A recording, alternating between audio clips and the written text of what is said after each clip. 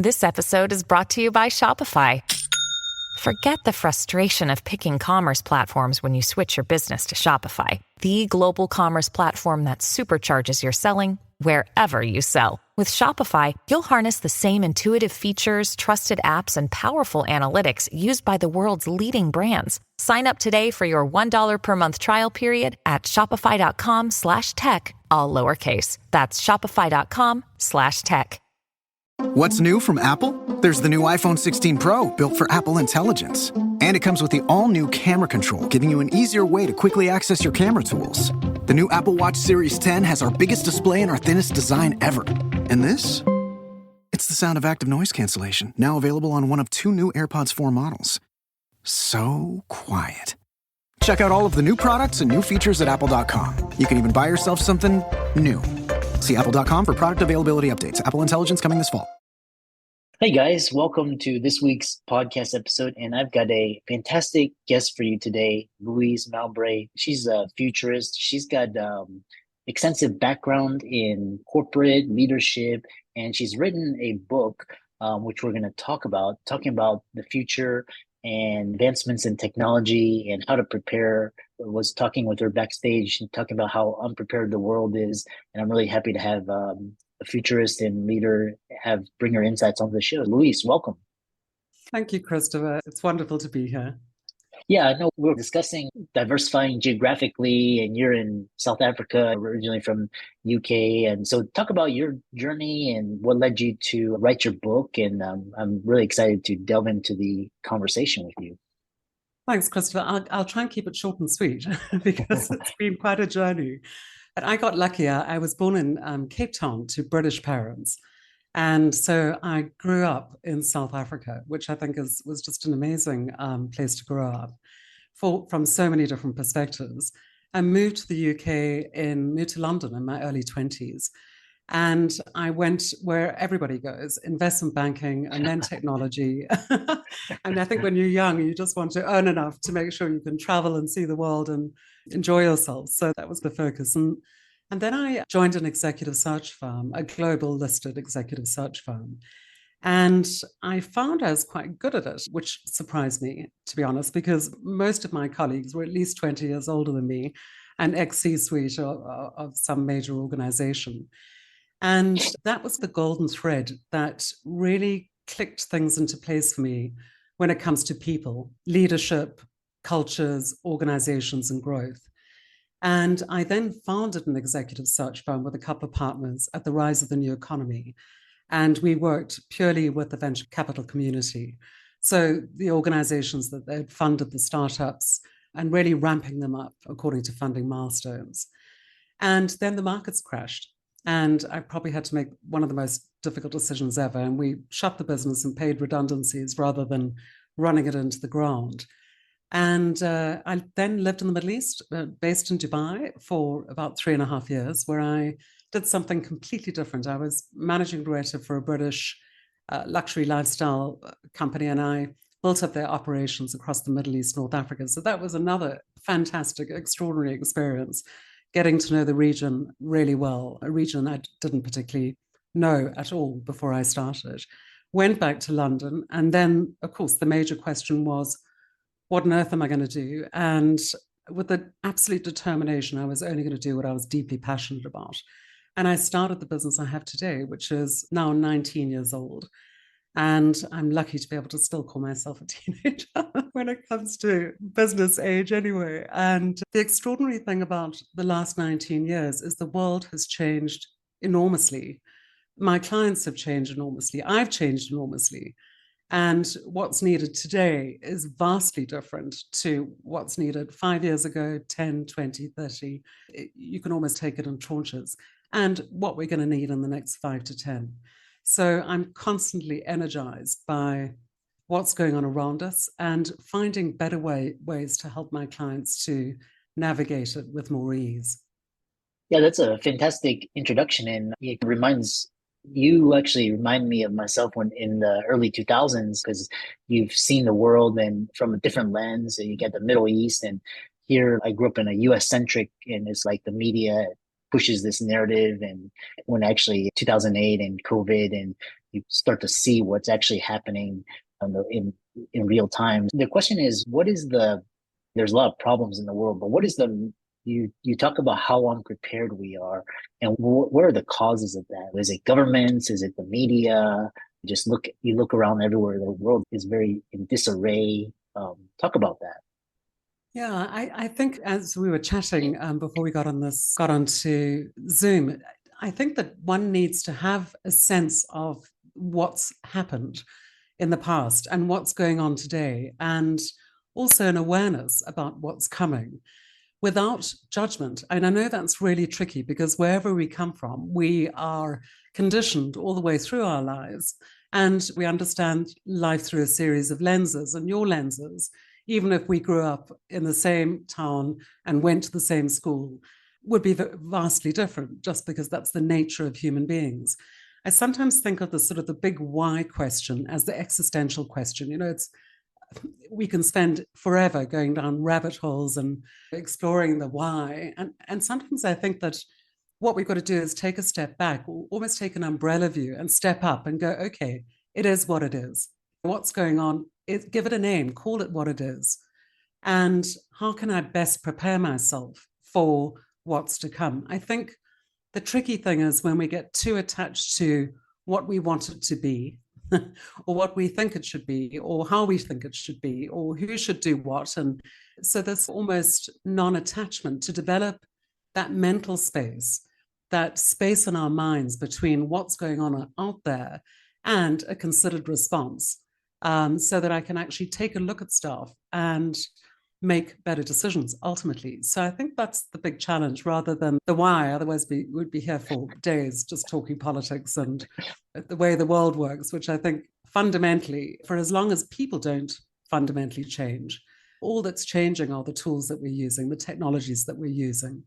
And that has changed. How we go about doing what we do has changed vastly. And there is no chance of it slowing down. I think we just need to accept what we've got and what's coming, and get prepared, really. Yeah.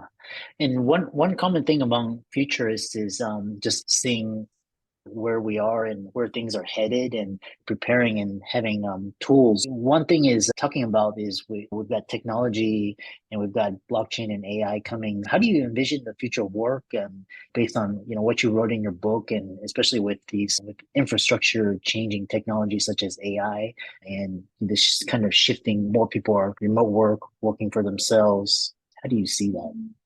So what does work look like in the future? So I come at things from a perspective of, I'm an executive coach. I advise and coach executive teams and work with individual leaders.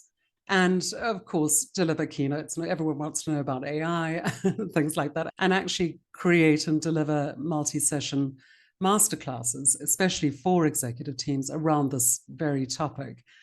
I think being a futurist as well, and understanding things like complexity and wayfinding and sense making, ultimately allows us to have a look at what's at play. Because you mentioned blockchain, but blockchain's been around for quite some time. It's not brand new. And apart from trading in crypto, we haven't used it to the extent that we will, I believe, in the future. So we've got a whole convergence of a bunch of technologies coming together at the same time, which makes today feel unbelievably chaotic and difficult to fathom. And I think when we look at AI, we've got to understand that AI is really about a sort of almost transactional type scenario. We've been using AIs, transactional AIs, for years and years. Every single thing that we do, whether you order a takeout, or you try and figure out where your friend lives on a map, or whether you give it voice commands. And of course, today we're playing with Gen AI, LLMs, in lots of different forms. But I think that this ability to use AI to ramp up some of the technologies that are perhaps not as sexy, but are happening and bubbling away in the background, nanotechnology, biotech, all of the big stuff that ultimately probably will alter things in a major way for us going forward, is being damped down by the noise of Gen AI. And of course, something new comes along and we are literally like rabbits caught in the headlights, because we don't quite know how it's going to alter our businesses, how much of our sort of, I guess, repetitive tasks in our business lives it'll replace. Will it replace me? Am I going to become redundant is the big question. And I think that a lot of the fear that plays out through the media, look, there's only one way that media sells, and that's with outstanding headlines that ultimately cause some sort of fear response. We know that. There are endless studies around this. So one of the best pieces of advice I ever heard was from a neuroscientist who said that she and her neuroscience colleagues, not one of them will watch the news. In other words, no video and no sound. They'll tap into the written word. They'll tap into investigative journalists who are doing a good job at unearthing what's going on right across all of our economic sectors and things we need to know about. But of course, the big thing would be politics and society. So I think if you want to do yourself a favor and develop your critical thinking and ability to filter what's coming at you so that you can make sense of it, start by reading, not watching. At least you're not going to get that visceral fear response. But I think in terms of what's coming, right now, Christopher, I could have sent you my, hologram to come and have this conversation with you. It's perfectly possible today. But would you want that? Would my clients want me to send a hologram of myself to attend their meeting? I think technology, what we're capable of today is right there. There is so much that we're capable of. But the question is, do we want it?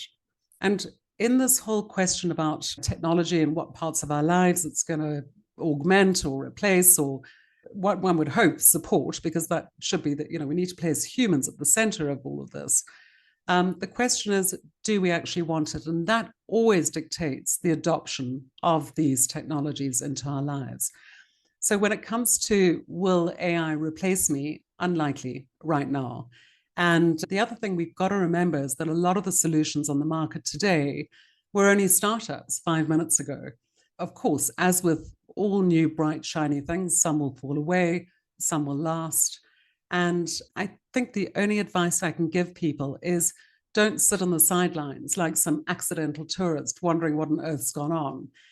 Get involved, take a course. LinkedIn is packed full of free courses that you can take on wrapping your head around how to use these tools and begin to understand it so that you can actually look at your business and be really smart about how you use it, bearing in mind that the biggest issues around all of this will be ethics and values. And what does it mean for you? If it's something you would actually be happy for your children to use, fine, use it in your business. But if it isn't, don't use it, certainly with your employees and your customers. Yeah, that's a fantastic discussion about AI, because the other day I was just playing around. I was able to clone my voice and I was able to upload a picture of me and I was able to deliver a 5-minute webinar, which is really amazing, what you can do. Yeah, and in terms of educating yourself, and especially today's leadership, we were talking about the political climate and just the lack of trust in institutions. Where does the next generation of leaders, how do they, obviously I turn on the news, I'm like, yeah, this is propaganda. You talked about reading books. So how do people prepare for leadership, especially Gen Z, the younger generations? Yeah, it's really interesting actually, because if we even look at a younger generation, Gen Alpha, this is the first generation that are truly do not know a life without technology. In fact, they got trained early on when they spent their early formative years, not in nursery school or primary school, but at home during the pandemic. So we've got a whole raft of young people coming through that really do care about the world that they are inheriting. They're very aware of climate change. They're very aware of the issues they're going to have to deal with in the future. And they're uncompromising about, I think that there's a vast difference between people who've come through a system and perhaps have had to make their way by pleasing everybody around them. And it's a different paradigm in terms of leadership. But today's young people, that's not the deal at all. And as with any sort of generational change aided by technologies, actually how we think is very different. If you look at neural pathways under an MRI of a person perhaps who's middle-aged versus somebody in their 20s, how we process information is very different. So I think we've got to make an effort to communicate and use each other's thinking and talents to the best of our abilities. But this whole new wave of leadership coming through, we're talking about young people who essentially technology is part of their lives. And why would they come into a business and do repetitive tasks endlessly? Are not interesting, they're not learning. Why do people, we've got to go back to basics here. What does humanity want? When we take a job, we're interested in learning and earning and getting ahead. And there are a whole bunch of other little things like we need recognition and we need to have some purpose and meaning. In other words, it needs to satisfy some greater desire to learn and grow and earn at the same time.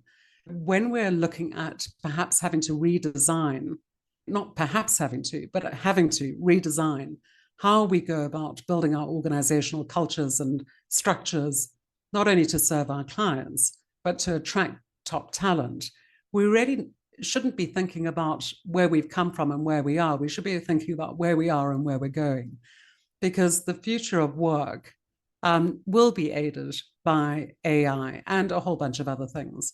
So I would say to leaders where this is not familiar to them and it's not their world yet, get involved. It really isn't complicated and it's easy to wrap your head around, and then start talking to younger people and understand that how they think is going to be translated into how they want to work. Yeah, it's quite interesting because I read this statistic that especially it started with millennials and they were willing to, for example, they would go to a coffee shop and they would pay $6 or $7 for a coffee when they could easily get it for $1 or $2. And the reason why they pay that $5 difference is because it's good for the environment or it's for a good cause. And that's really interesting. Talk about what's really interesting is you talked about this convergence of exponential technologies, which Peter Diamandis and Kathy Wood, they talk about all these, and Ray Kurzweil. And your book, talk about your book, how can people find it, the central thesis, and what the audience's appetite. Yeah, so this book has come together over the last forever. And I think that as time's gone on, I took my first course in futures in 2017, I think. And I've done a whole lot of stuff in behavioral science and perhaps in more recent years, things around complexity, sense-making, wayfinding, along with all of the leadership stuff that we need to be able to build great companies, profitable companies. It's based around 5 different lenses. It's really difficult for me to put it into a sort of a synopsis, but essentially it's 5 different lenses that I believe that every leader, it doesn't matter where they are, leadership journey, leaders at all levels, entrepreneurs, it doesn't matter what you do. I think that these 5 lenses are vital. And when I say lens, we understand the world through our experience. We understand the world through our schooling systems and our first jobs and what it was like at home and the country we grew up in and the nature of the environment that we were in. And we always believe that the way I understand the world is the way everybody understands the world. And clearly that's not the case. It's vastly different, region to region, culture to culture, company to company, and leader to leader. So when I talk about lenses, I'm really talking about how we understand, how we filter the world. And these 5 lenses, the first one is conscious leadership. So I specialize in conscious leadership and conscious business, which I have done since about 2010. And thank goodness conscious leadership is finally having a moment. I think before it was a nice to have, but today I think we understand that it's absolutely vital. And certainly young people get it. It's automatically baked in. The second is systems thinking, because until we actually understand how the world is interconnected in ways that we might not have thought of before, we're really not going to be able to build in risk management into our businesses, understand what the future looks like, an event on the other side of the world. And we never thought in systems before. The events of the last 5 years have made us all aware of systems. Russia's war on Ukraine, suddenly, of course, you get to the supermarket checkout and your basket of food has doubled in price two years later. Or Hamas's attack on Israel, which of course led to the Houthis bombing the canal, which led to internet lines going down around the east coast of Africa. So we've got all of these knock-on effects. When we think in systems, we can begin to track and trace and connect dots and understand how something on the other side of the world or next door can impact our business, our ability to grow, and our need to shift and change and adapt our strategy and what we're aiming for. Because if we had a plan, old school linear strategy, 5-year deal, suddenly that's just thrown out. And we need to be able to adapt really quickly. And of course, futures thinking teaches us to create those multiple futures and to understand where we are at so that we can actually adapt pretty quickly, which is the third thing. And so futures thinking, strategic foresight, also really important. The other thing is agile thinking and innovative behaviors, because we often talk about innovation. In fact, it's been probably the only flavor for the last sort of 10, 15 years. And yet innovation is a byproduct. It's the outcome. If we land up with an innovation, it means that a bunch of other things have happened well. But without creating the environment for innovative behaviors in our organizations, we're in trouble. That's another key topic. And yeah, I think that pretty much covers the 5 key lenses that I focus on, but that only comes in part 4 in the book, because the first 3 parts are all about understanding yourself, understanding your organization and other people, and understanding about what's going on in the world. And until we create that awareness and that ability to connect those dots, it's very difficult to create that conscious space in our own minds so that when stuff goes on in the world or changes happen literally without any notice, which seems to be a constant in our world today, that we can be agile and we can respond rather than thinking of it as everything as a threat. My dad works in B2B marketing. He came by my school for career day and said he was a big ROAS man. Then he told everyone how much he loved calculating his return on ad spend. My friends still laugh at me to this day. Not everyone gets B2B, but with LinkedIn, you'll be able to reach people who do. Get a $100 credit on your next ad campaign. Go to linkedin.com/results to claim your credit. That's linkedin.com/results. Terms and conditions apply. LinkedIn, the place to be, to be. What's it like to trade crypto on Kraken? Let's say I'm in a state-of-the-art gym surrounded by powerful-looking machines. Do I head straight for the squat rack? I could, but this gym has options like trainers, fitness pros, spotters to back me up. That's crypto on Kraken. Powerful crypto tools backed by 24/7 support and multi-layered security. Go to kraken.com and see what crypto can be. Not investment advice. Crypto trading involves risk of loss. Cryptocurrency services are provided to U.S. and U.S. territory customers by Payward Interactive Inc., PWI, DBA Kraken. View PWI's disclosures at kraken.com/legal/disclosures.